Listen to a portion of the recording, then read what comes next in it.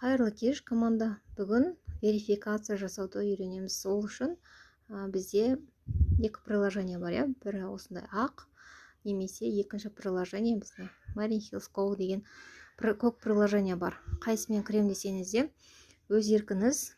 Маған осы ақ приложениемен кіріп көрейік. Кірген кезде мен күйеуімдікін әлі жасаған жоқпын, екінші аккаунтымның. Сол үшін осы жерге кіресіздер, еще деген болады, иә. Еще дегенді бассаңыздар, міндетті түрде настройки деген жер бар. Соны басасыздар. Регистрационное сведения деген жерді басамыз.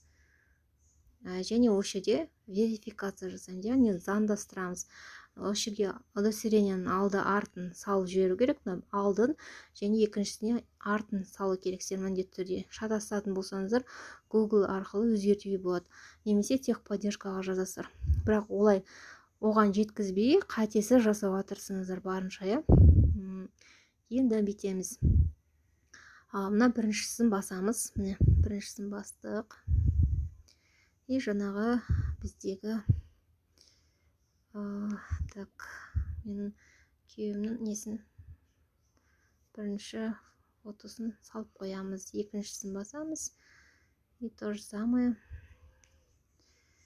артқысын салып қоямыз. Мен желательно ақ қағазға түсіріп салғандарыңыз дұрыс. Бірақ сонда да мына енді анық түскеннен кейін мен де қоя салдым.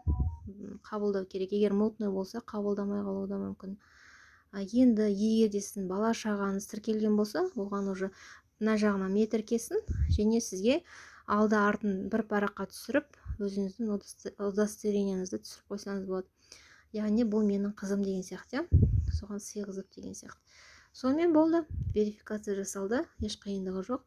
Зато сіздің кабинетіңіз заңдастырылып қойды.